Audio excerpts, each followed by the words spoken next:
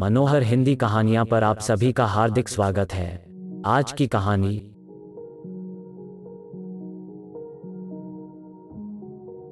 4 महीने बीत चुके थे, बल्कि 10 दिन ऊपर हो गए थे, किंतु बड़े भैया की ओर से अभी तक कोई खबर नहीं आई थी कि वो पापा को लेने कब आएंगे। यह कोई पहली बार नहीं था कि बड़े भैया ने ऐसा किया हो। हर बार उनका ऐसा ही रवैया रहता है। जब भी पापा को रखने की उनकी बारी आती है, वो समस्याओं से गुजरने लगते हैं। कभी भाभी की तबीयत खराब हो जाती है, कभी ऑफिस का काम बढ़ जाता है और उनकी छुट्टी कैंसिल हो जाती है। विवश होकर मुझे ही पापा को छोड़ने मुंबई जाना पड़ता है। हमेशा की तरह इस बार भी पापा की जाने की इच्छा नहीं थी, किंतु मैंने इस ओर ध्यान नहीं दिया और उनका वह अपना मुंबई का रिजर्वेशन करवा लिया। दिल्ली मुंबई राजधानी एक्सप्रेस अपने टाइम पर थी। सेकंड एसी की निचली बर्थ पर पापा को बैठाकर सामने की बर्थ पर मैं भी बैठ गया। साथ वाली सीट पर एक सज्जन पहले से विराजमान थे, बाकी बर्थ खाली थीं। कुछ ही देर में ट्रेन चल पड़ी। अपनी जेब से मोबाइल निकाल मैं देख रहा था, तभी कानों से पापा का स्वर टकराया, मुन्ना, कुछ दिन तो तू भी रहेगा ना मुंबई में? मेरा दिल लगा रहेगा और प्रतीक को भी अच्छा लगेगा। पापा के स्वर की आर्द्रता पर तो मेरा ध्यान गया नहीं, मन ही मन में खींच उठा। कितनी बार समझाया है पापा को कि मुझे मुन्ना न कहा करें, रजत पुकारा करें। अब मैं इतनी ऊंची पोस्ट पर आसीन एक प्रशासनिक अधिकारी हूँ। समाज में मेरा एक अलग रुतबा है, ऊंचा कद है, मान सम्मान है। बगल की सीट पर बैठा व्यक्ति मुन्ना शब्द सुनकर मुझे एक सामान्य सा व्यक्ति समझ रहा होगा। मैं तनिक जोर से बोला, पापा, परसों मेरी गवर्नर के साथ मीटिंग है, मैं मुंबई में कैसे रुक सकता हूँ? पापा के चेहरे पर निराशा की बदलियां छा गईं।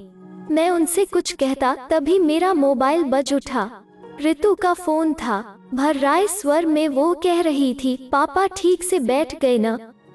हाँ, बैठ गए हैं, गाड़ी भी चल पड़ी है। देखो, पापा का ख्याल रखना, रात में मेडिसिन दे देना, भाभी को भी सब अच्छी तरह समझा कर आना। पापा को वहाँ कोई तकलीफ नहीं होनी चाहिए। नहीं होगी। मैंने फोन काट दिया। ऋतु का फोन था ना? मेरी चिंता कर रही होगी। पापा के चेहरे पर वात्सल्य उमड़ आया था। रात में खाना खाकर पापा सो गए। थोड़ी देर में गाड़ी कोटा स्टेशन पर रुकी और यात्रियों के शोरगुल से हड़कंप सा मच गया। तभी कंपार्टमेंट का दरवाजा खोलकर जो व्यक्ति अंदर आया, उसे देख मुझे बेहद आश्चर्य हुआ। मैं तो सोच भी नहीं सकता था कि रमाशंकर से इस तरह ट्रेन में मुलाकात होगी। एक समय रमाशंकर मेरा पड़ोसी और सहपाठी था। हम दोनों के बीच मित्रता कम और नंबरों को लेकर प्रतिस्पर्धा अधिक रहती थी। हम दोनों ही मेहनती और बुद्धिमान थे, किंतु न जाने क्या बात थी कि मैं चाहे कितना भी परिश्रम क्यों न कर लूं, बाजी सदैव रमाशंकर के हाथ लगती थी। शायद मेरी ही एकाग्रता में कमी थी। कुछ समय पश्चात पापा ने शहर के पॉश एरिया में मकान बनवा लिया। मैंने कॉलेज चेंज कर लिया। इस तरह रमाशंकर और मेरा साथ छूट गया। 2 माह पूर्व एक सुबह मैं अपने ऑफिस पहुंचा। कॉरिडोर में मुझसे मिलने के लिए काफी लोग बैठे हुए थे। बिना उनकी ओर नजर उठाए मैं अपने केबिन की ओर बढ़ रहा था। यकायक एक व्यक्ति मेरे सम्मुख आया और प्रसन्नता के अतिरेक में मेरे गले लग गया। रजत यार, तू कितना बड़ा आदमी बन गया। पहचाना मुझे? मैं रमाशंकर। मैं सकपका गया। फीकी सी मुस्कुराहट मेरे चेहरे पर आकर विलुप्त हो गई। इतने लोगों के सम्मुख उसका अनौपचारिक व्यवहार मुझे खल रहा था। वह भी शायद मेरे मनोभावों को ताड़ गया था। तभी तो एक लंबी प्रतीक्षा के उपरांत जब वो मेरे केबिन में दाखिल हुआ, तो समझ चुका था कि वो अपने सहपाठी से नहीं, बल्कि एक प्रशासनिक अधिकारी से मिल रहा था। उसका मुझे सर कहना मेरे आह को संतुष्ट कर गया। यह जानकर कि वो बिजली विभाग में महज एक क्लर्क है, जो मेरे समक्ष अपना तबादला रुकवाने की गुजारिश लेकर आया है, मेरा सीना अभिमान से चौड़ा हो गया। कॉलेज के प्रिंसिपल और टीचर्स तो क्या, मेरे सभी कलीग्स भी यही कहते थे कि एक दिन रमाशंकर बहुत बड़ा आदमी बनेगा। आज मैं कहां से कहां पहुंच गया और वह पिछली स्मृतियों को पीछे धकेल मैं वर्तमान में पहुंचा तो देखा रमाशंकर ने अपनी वृद्ध मां को साइड की सीट पर लिटा दिया और स्वयं उनके करीब बैठ गया। एक उड़ती सी नजर उस पर डाल मैंने अखबार पर आंखें गड़ा दी। तभी रमाशंकर बोला, नमस्ते सर, मैंने तो देखा ही नहीं कि आप बैठे हैं। मैंने नम्र स्वर में पूछा, कैसे हो रमाशंकर? ठीक हूँ सर। कोटा कैसे आना हुआ? छोटी बुआ की बेटी की शादी में आया था, अब मुंबई जा रहा हूँ। शायद आपको याद हो, मेरा एक छोटा भाई था। छोटा भाई? हाँ याद आया, क्या नाम था उसका? मैंने स्मृति पर जोर डालने का उपक्रम किया, जबकि मुझे अच्छी तरह याद था कि उसका नाम देवेश था। सर, आप इतने ऊंचे पद पर हैं, आए दिन हजारों लोगों से मिलते हैं, आपको कहाँ याद होगा? देवेश नाम है उसका सर।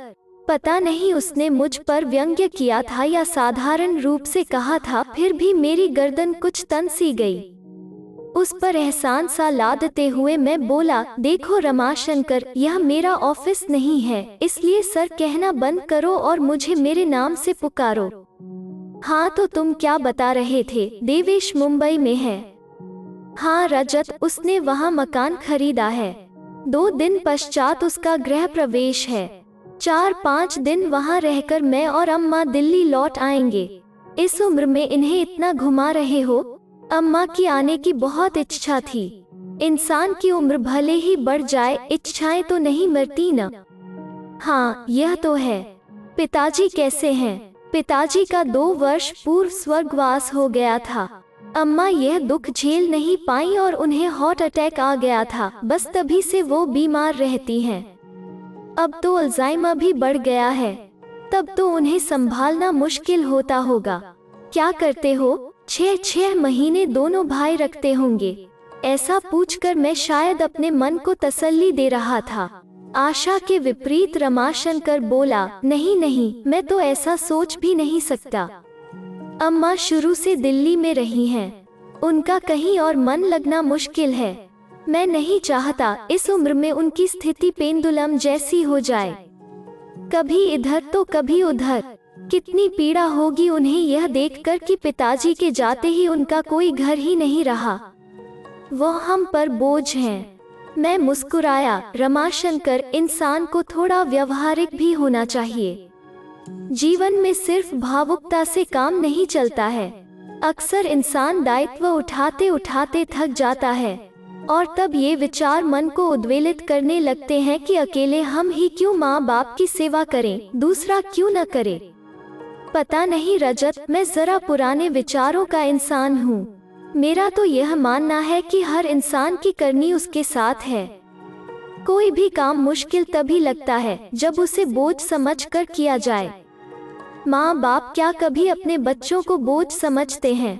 आधे अधूरे कर्तव्यों में कभी आस्था नहीं होती रजत, मात्र औपचारिकता होती है।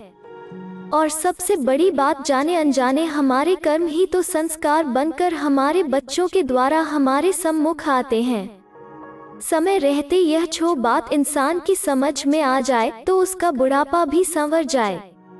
मुझे ऐसा लगा मानो रमाशंकर ने मेरे मुख पर तमाचा जड़ दिया हो। मैं निशब्द मौन सोने का उपक्रम करने लगा, किंतु नींद मेरी आंखों से अब कोसों दूर हो चुकी थी। रमाशंकर की बातें मेरे दिलो दिमाग में हथौड़े बरसा रही थीं। इतने वर्षों से संचित किया हुआ अभिमान पल भर में चूर चूर हो गया था। प्रशासनिक परीक्षा की तैयारी के लिए इतनी मोटी मोटी किताबें पढ़ता रहा, किंतु पापा के मन की संवेदनाओं को, उनके हृदय की पीड़ा को नहीं पढ़ सका। क्या इतना बड़ा मुकाम मैंने सिर्फ अपनी मेहनत के बल पर पाया है? नहीं, इसके पीछे पापा मम्मी की वर्षों की तपस्या निहित है। आखिर उन्होंने ही तो मेरी आंखों को सपने देखने सिखाए, जीवन में कुछ कर दिखाने की प्रेरणा दी। रात्रि में जब मैं देर तक पढ़ता था तो पापा भी मेरे साथ जागते थे कि कहीं मुझे नींद न आ जाए। मेरे इस लक्ष्य को हासिल करने में पापा हर कदम पर मेरे साथ रहे, और आज जब पापा को मेरे साथ की जरूरत है तो मैं व्यवहारिकता का सहारा ले रहा हूँ। 2 वर्ष पूर्व की स्मृति मन पर दस्तक दे रही थी। सीवियर हार्ट अटैक आने के बाद मम्मी बीमार रहने लगी थीं। एक शाम ऑफिस से लौटकर मैं पापा मम्मी के बेडरूम में जा रहा था, तभी अंदर से आती आवाज से मेरे पांव ठिठक गए। मम्मी पापा से कह रही थीं, इस दुनिया में जो आया है वो जाएगा भी, कोई पहले तो कोई बाद में। इतने इंटेलेक्चुअल होते हुए भी आप इस सच्चाई से मुंह मोड़ना चाह रहे हैं। मैं क्या करूं पूजा, तुम्हारे बिना अपने अस्तित्व की कल्पना भी मेरे लिए कठिन है। कभी सोचा है तुमने कि तुम्हारे बाद मेरा क्या होगा? पापा का कंठ अवरुद्ध हो गया था, किंतु मम्मी तनिक भी विचलित नहीं हुई और शांत स्वर में बोली थी, आपकी तरफ से तो मैं पूरी तरह से निश्चिंत हूँ। रजत और ऋतु आपका बहुत ख्याल रखेंगे। यह एक माँ के अंतर्मन की आवाज है, उसका विश्वास है जो कभी गलत नहीं हो सकता। इस घटना के 5 दिन बाद ही मम्मी चली गई थीं। कितने टूट गए थे पापा, बिल्कुल अकेले पड़ गए थे। उनके अकेलेपन की पीड़ा को मुझसे अधिक मेरी पत्नी ऋतु ने समझा। यूं भी वो पापा के दोस्त की बेटी थी और बचपन से पापा से दिल से जुड़ी हुई थी।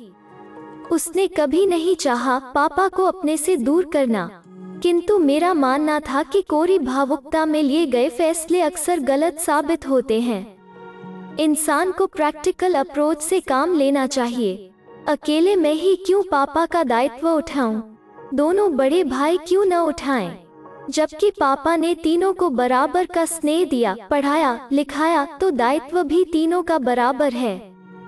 6 माह बाद मम्मी की बरसी पर यह जानते हुए भी कि दोनों बड़े भाई पापा को अपने साथ रखना नहीं चाहते, मैंने यह फैसला किया था कि हम तीनों बेटे 4-4 माह पापा को रखेंगे। पापा को जब इस बात का पता चला तो कितनी बेबसी उभर आई थी उनके चेहरे पर। चेहरे की झुर्रियां और गहरा गई थीं। उम्र मानो 10 वर्ष आगे सरक गई थी।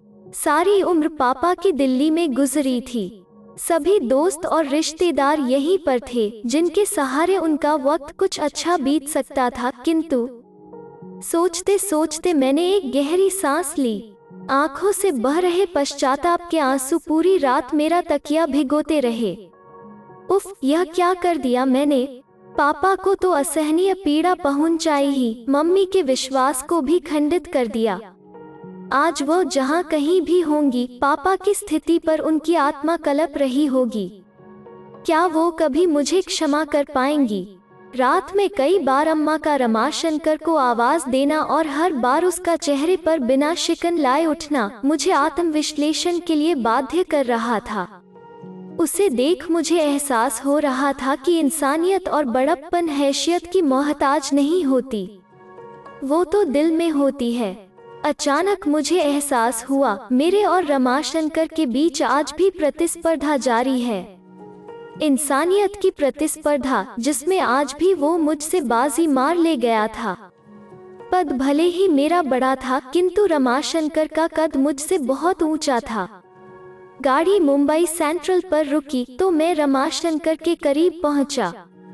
उसके दोनों हाथ थाम मैं भावुक स्वर में बोला, रमाशंकर मेरे दोस्त, चलता हूँ।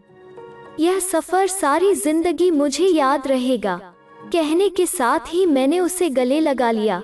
आश्चर्य मिश्रित खुशी से वो मुझे देख रहा था। मैं बोला, वादा करो अपनी फैमिली को लेकर मेरे घर अवश्य आओगे। आऊंगा, क्यों नहीं, आखिर इतने वर्षों बाद मुझे मेरा दोस्त मिला है।